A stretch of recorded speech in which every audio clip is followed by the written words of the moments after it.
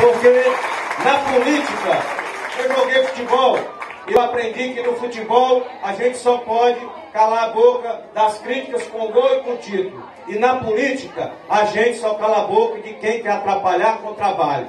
E é trabalhando que a gente está, e eu peço a vocês, e eu queria pedir isso a vocês, quem foi meu eleitor e quem não foi, não tem diferença.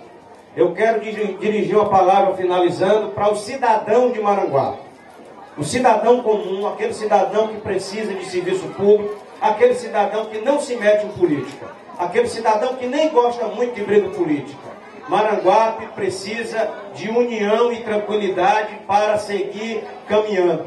Maranguape precisa de respeito a pessoas que foram eleitas democraticamente, como eu, e que não ligo muito. Eu não ligo muito, não. Eu percebo muitas vezes que as pessoas ficam apreensivas, mas eu não tenho que ligar para isso. A gente só tem 4 anos para fazer aquilo que foi prometido. E pode ter certeza que pode chover canivete, pode dar no que der, ao fim de 4 anos, nós vamos entregar uma cidade bem melhor do que a que nós recebemos.